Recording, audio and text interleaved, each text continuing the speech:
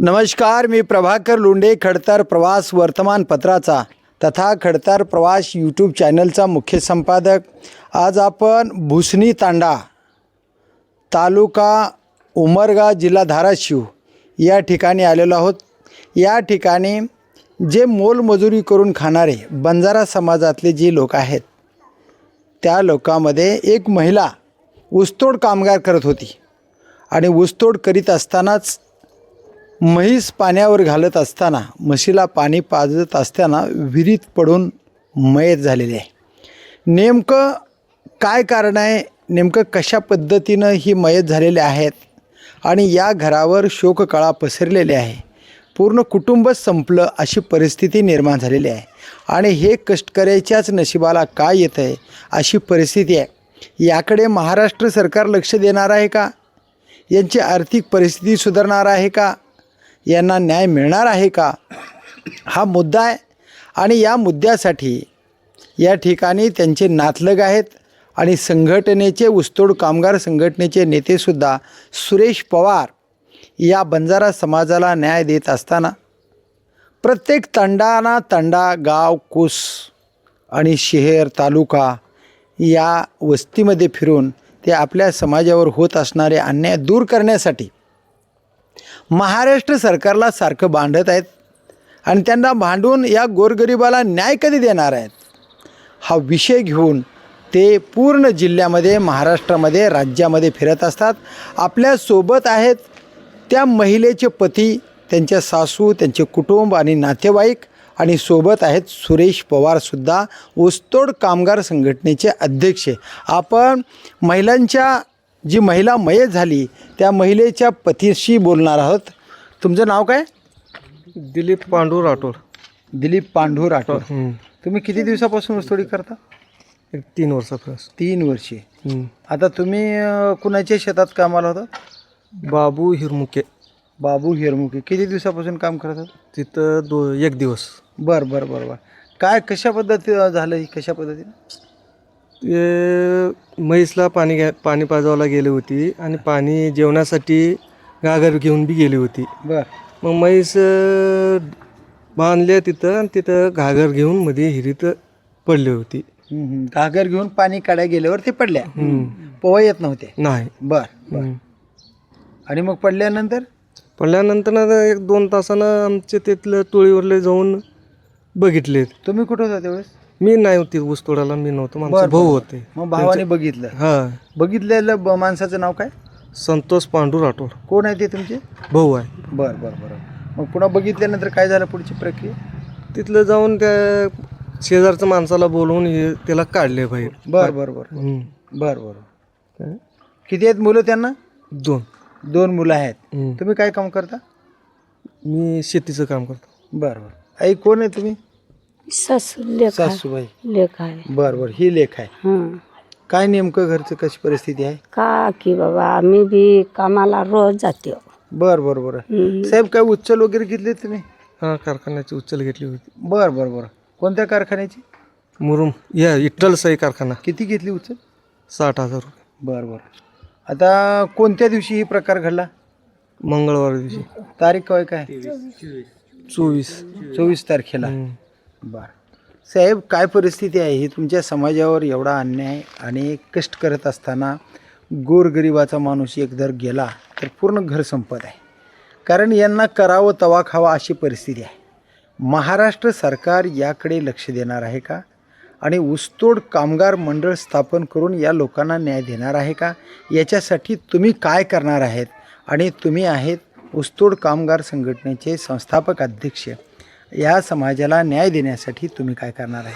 आज जे माऊली, त्यांचं नाव होतं सिमरन दिलीप राठोड, जे काही ऊसतोड कामगार महिला आहे, या महिलांच्या बाबतीत जर असं बघितलं तर त्यांचे पती आता सांगितले की आम्ही विठ्ठल सहकारी साखर कारखान्याअंतर्गत जे काही बाबूराव हिरमुके यांच्या शेतामध्ये ऊस तोडत होते आणि महेश पाटील हे मुकादम पण होते आणि वाहन मालक पण होते, यांच्याकडून त्यांनी 60,000ची उचल घेतली। 60,000मध्ये या माऊलीनं या 2 मुलांना सोडून 60,000 रुपयासाठी त्यांना जीव गमवावं लागलं। बर. हे एक दयनीय परिस्थिती या ऊसतोड कामगारांची आहे. मी प्रत्येक जिल्ह्यामध्ये महाराष्ट्र स्तरावरती ऊसतोड कामगारांच्या अडीअडचणी सोडवत असताना एक गंभीर बाब आहे. कारण का या बंजारा समाजाची आर्थिक परिस्थिती बिकट असल्यामुळं, यांच्याकडे उत्पादनाचे सोर्स नसल्यामुळं, म्हणजे कसल्याच प्रकारचं सोर्स नसल्यामुळं हे काय करतात, लोक कुठल्याही कारखान्यामध्ये ऊसतोडीच्या कामासाठी उचल घेतात आणि वर्षानुवर्षे कायमस्वरूपी ऊसतोडी करून उदरनिर्वाह करणाऱ्यांची संख्या आमच्या समाजामध्ये जास्त आहे. आणि आज या भुसणी तालुका उमरगा या ठिकाणी जे काही ही परिस्थिती निर्माण झालेली आहे ही फार गंभीर बाब आहे. आणि जे काही मयत ऊसतोड कामगार आहेत त्यांच्या कुटुंबाच्या भेटीसाठी किंवा संघटनेच्या माध्यमातून महामंडळाकडून यांना आर्थिक मदत मिळवून देण्यासाठी आणि अपघाती मृत्यू त्या महिलेंचा म्हशीला पाणी पाजवायला जाण्यासाठी जे काय विहिरीमध्ये उतरत असताना पाय घसरून त्यांनी जे पडले त्यांचं त्याच्यामध्ये मृत्यू आला. आणि एकंदरीत असं सांगायचं हे तर अपघातच आहे. आणि या कुटुंबाला एकतर संघटनेच्या माध्यमातून महामंडळाकडून सामाजिक न्याय विभागाच्या माध्यमातून आम्ही एक मोठ्या स्वरूपाची आर्थिक मदत तर मिळवून देणारच आहे. कारण का मागच्या समाज कल्याण विभागाकडून असं काम करीत असताना ऊसतोड कामगारांना किती रक्कम देण्याची तरतूद महाराष्ट्र सरकारने केलेली आहे? एकतर पाठीमागच्या काळामध्ये जे काय ऊसतोडीच्या कालावधीमध्ये फक्त अपघाती मृत्यू पावलेल्या ऊसतोड कामगारांना 5 लाखाचा आर्थिक मदत महामंडळाच्या सामाजिक न्याय मंत्रालयाच्या माध्यमातून देण्यात येत होतं. परंतु पाठीमागच्या वर्षामध्ये 2025मध्ये सामाजिक न्याय मंत्री महोदय आदरणीय संजयजी शिरसाट साहेब यांच्याकडे आम्ही एक बैठक लावलेली होती. त्या बैठकीच्या माध्यमातून एकतर शासन निर्णय काय सांगतोय, फक्त ऊसतोडीच्या कालावधीमध्ये ऑक्टोबर ते एप्रिल मेच्या दरम्यान जे काही ऊसतोड कामगार अपघाती मृत्यू पावतील त्याच कुटुंबाच्या वारसांना 5 लाखाची आर्थिक मदत देण्याची घोषणा, तशा पद्धतीची तरतूद करण्यात आली होती. परंतु जे आम्ही महाराष्ट्रामध्ये वेगवेगळ्या जिल्ह्यामध्ये काही वेगवेगळ्या घटनेमध्ये जे काही ऊसतोड कामगार मयत आहेत त्यांच्या मरण्याच्या घटना, समजा ऊस तोडत असताना देखील काही कामगार अटॅकमध्ये मरण पावलेले आहेत, ऊस तोडून जागलीवर येऊन देखील त्यांच्या झोपडीमध्ये मरण पावलेले आहेत. 1 मिनिट थांबवतो तुम्हाला की समजा ऊसतोड कामगार करीत असताना एक 8 महिने 6 महिने 5 महिने ऊसतोड होते, सरासरी 6 महिने. मग हे कामगार जे आहेत यांना काय आयडेंटिटी वगैरे दिलेलं आहे का? ही कायमस्वरूपी कामगार आहेत आणि ऊस तोडून घरी जरी आले आणि राहिलेल्या 4-5 पावसाळ्याच्या महिन्यामध्ये जर समजा एखादा मृत्यू झाला तर त्याला सुद्धा न्याय मिळवून देण्यासाठी तुमचा प्रयत्न आहे का? आता संघटनेच्या माध्यमातून जे काही ऊसतोडीचा कालावधी 6 महिने ठरवण्यात आलेला होता, परंतु पाठीमागच्या 7 जुलै 2025 रोजी जे काही आमच्या संघटनेच्या माध्यमातून सामाजिक न्यायमंत्री आणि महामंडळाचे जे काही प्रशासकीय अधिकारी होते यांच्या बैठकीमध्ये आम्ही ऊसतोडीचा कालावधी समजा ऑक्टोबर 2025 ते ऑक्टोबर 2026 कालावधी मंजुरी घेतलेला आहे. जे आम्हीची मागणी होती 12 महिन्याचा कालावधी ठरवण्यासाठी आदरणीय संजयजी शिरसाट साहेबांनी 12 महिन्याचा कालावधी मंजूर केलेला आहे. आणि ज्या काही ग्रामीण भागामध्ये आरोग्य सेविका जे काही आहेत, नवीन आरोग्य सेविका जे भरलेले आहेत, आशा कार्यकर्ती यांना काय जर त्यांच्या जीवाला घातपात जर झालं तर महाराष्ट्र सरकारनं त्यांना 10 लाखाची आर्थिक मदत देण्यासाठीच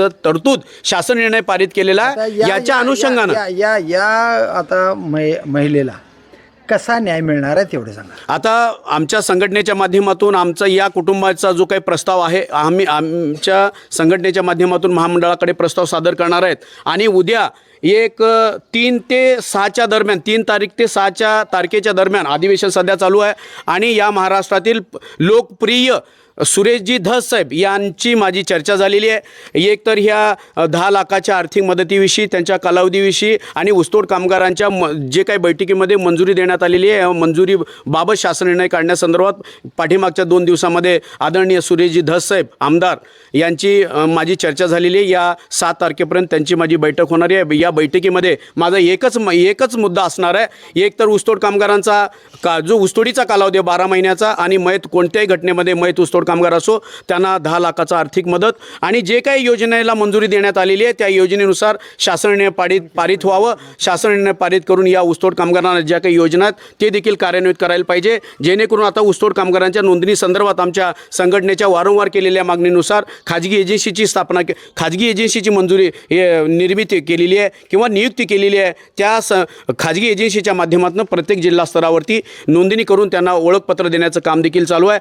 आणि माझ्या मते जे काय स्मार्ट कंपनी पुण्याच्या कंपनीनं जे काय नोंदणी करण्यासाठी जो काय टेंडर घेतलेला आहे, ही निविदा त्यांनी घेतलेली आहे. त्यांच्या माध्यमातून येणाऱ्या ऑक्टोबरपर्यंत देखील नोंदणी होण्याची शक्यता नाही मला असं वाटतोय. कारण का नोंदणीचं प्रोसेस फार मोठ्या स्वरूपामध्ये वाढलेलं आहे आणि नोंदणीची प्रक्रिया या महाराष्ट्रामध्ये नाही जर झाली तर आदरणीय संजयजी शिरसाट साहेबांना माझी कळकळीची विनंती आहे, पुढच्या 2026 ते 27चा जो काही गाळप हंगाम येणार आहे, या गाळप हंगामामध्ये नोंदणी नाही झाली तरी जे काही ऊसतोडीच्या फडावरती ऊसतोड कामगार कार्यरत असणार आहेत, यांना योजना पारित करणं अत्यंत गरजेचं आहे. पारित झाल्याशिवाय आम्ही गप्प बसणार नाही आणि पुढच्या 2-4 दिवसामध्ये आदरणीय संजयजी शिरसाट साहेबांची आम्ही स्वतः व्यक्तिशः भेट घेणार आहे आणि त्या भेटीमध्ये जो काय योजनेला मंजुरी त्यांनी दिलेली आहे आणि त्या योजनेने ह्या शासन निर्णय पारित करेपर्यंत आम्ही त्यांच्याकडून आता उठणार नाही. वेळ फार निघून गेलेली आहे. आदरणीय संजय साहेबांना माझी कळकळीची विनंती आहे, एक तर जे काय महामंडळावरती जे काय अधिकाऱ्यांची नियुक्ती झालेली आहे, 26 जानेवारी 2026 रोजी आदरणीय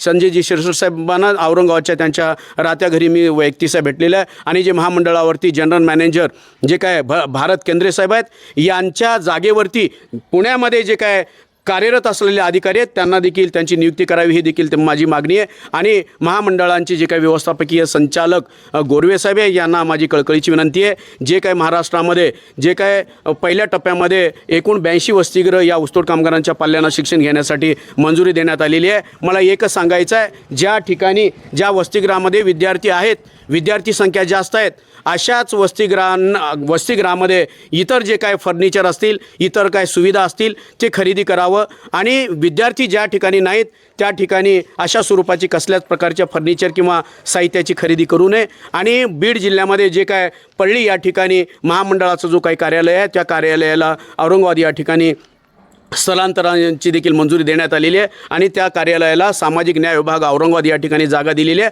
आणि तात्काळ लवकरात लवकर त्या ठिकाणी जो काय महामंडळाचा कार्यालय त्या ठिकाणी उद्घाटन करावं. आणि सांगण्याचं तात्पर्य, या महाराष्ट्रामध्ये सरासरी 200 ते 300 प्रस्ताव माझ्या हातावरती आहेत आणि या शासन 10 लाखाचा जो काय आर्थिक मदतीचा शासन निर्णय काढण्यात आलेला नाही, त्यासाठी हे प्रस्ताव प्रलंबित आहेत. ह्याचं कारण एकच आहे, 10 ऑक्टोबर 2024 रोजी हे काय मयत ऊसतोड कामगार 10 ऑक्टोबर 2024 नंतर जे काही ऊसतोड कामगार मयत आहेत त्यांनाच 5 लाखाची आर्थिक मदत देण्यात येते आणि 10 ऑक्टोबर 2024 रोजीच्या पूर्वीचे जे काय या महामंडळाकडे प्रलंबित धनादेश देण्याचे जे काही प्रस्ताव प्रलंबित आहेत, या माननीय गोरवे साहेबांनी ते धनादेश वितरित करण्याचं काम करावं. कारण का 2024च्या पूर्वी मयत असलेले जे काही ऊसतोड कामगार आहेत यांना आर्थिक मदत द्यावी किंवा नाही, या स्वरूपाचा आदरणीय गोरवे साहेबांनी प्रधान सचिव साहेबाकडे पत्रव्यवहार केलेला होता. एकाच ओळीचं पत्र आहे, गोरवे साहेबांनी याकडे देखील लक्ष दिलं पाहिजे. एक ओळीचं महाराष्ट्र सरकारनं जर वेळेत नाही दिला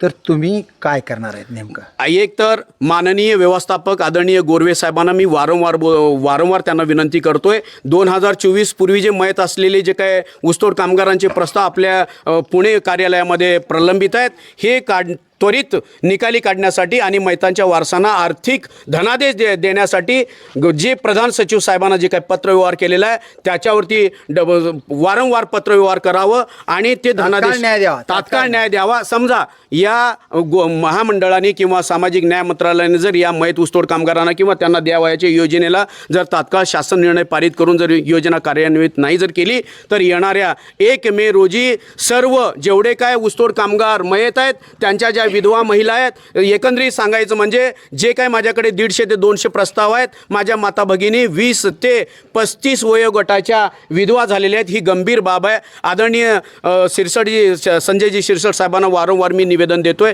त्यांना विनंती करतोय, शिरसाट साहेबाकडून मला घेऊन तुम्ही मंत्रालयात जाणार? मला अपेक्षा होती संजयजी शिरसाट साहेबाकडून लवकरात लवकर न्याय मिळेल. जर 1 मे पर्यंत जर या ऊसतोड कामगारांना जे प्रलंबित आमच्या ज्या योजना आहेत, जे काही शासन निर्णय आहेत, ज्या काही आमच्या मागण्या आहेत, त्यानुसार शासन निर्णय जर नाही निघालं तर 1 मे रोजी जेवढ्या काय ऊसतोड कामगार मयत ऊसतोड कामगारांचे वारस आहेत, विशेषतः विधवा माता भगिनी आहेत, यांना घेऊन महामंडळाच्या पुणे येथील कार्यालयासमोर आमरण उपोषण केल्याशिवाय राहणार नाही. याची गंभीरतेनं त्यांनी दखल घ्यायला हवी. तुमचं काय ऑब्जेक्शन वगैरे काय आहे का? ऑब्जेक्शन वगैरे काय आहे का? काय मागणी आहे तुमची? का अध्यक्ष बोलतात ते करेक्ट आहे?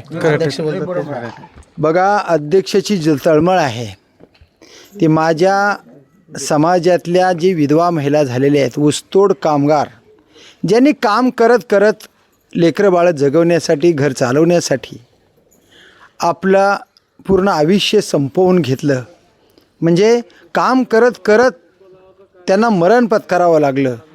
अशा महिलांना न्याय देण्यासाठी जर महाराष्ट्र सरकारनं वेळेत नाही न्याय दिला तर आम्ही मंत्रालयामध्ये या विधवा महिला घेऊन सरकारला धारेवर धरल्याशिवाय राहणार नाही आणि माझ्या समाजातल्या या विधवा महिलांना न्याय दिल्याशिवाय आम्ही गप्प बसणार नाही, अशीच भावना संघटनेचे अध्यक्ष सुरेश पवार यांची आहे. तर बघूया येणाऱ्या काळामध्ये नेमका कसा न्याय देण्यासाठी सुरेश पवार प्रयत्न करणार आहेत. ते येणाऱ्या काळातच महाराष्ट्र सरकारनं तात्काळ या गरिबाला न्याय द्यावा आणि महाराष्ट्र सरकारनं जी आर्थिक मदत करायची ती तात्काळ मदत करावी, अशीच भावना आता बंजारा समाजाच्या आणि संघटनेचे नेते सुरेश पवार यांची आहे. तर बघूया येणाऱ्या काळामध्ये महाराष्ट्र सरकार या समाजाकडे कशा पद्धतीनं पाहत आहे आणि या महिलांना न्याय कसा देईल ते पाहूया येणाऱ्या काळातच. मी प्रभाकर लोंढे, खडतर प्रवास वर्तमानपत्राचा तथा खडतर प्रवास यूट्यूब चॅनलचा मुख्य संपादक. या चॅनलला सबस्क्राईब करा, शेअर करा, लाईक करा, बेल आयकॉनचे बटन दाबा. आपल्या विचार कमेंट बॉक्समध्ये नोंद करा. अन्यायाचा प्रतिकार करणारे हे चॅनल खडतर प्रवास आपण सबस्क्राईब करा. धन्यवाद. कोणतं गाव आहे? भुसनीकर. धन्यवाद. धाराशिवकर. जय हिंद, जय महाराष्ट्र.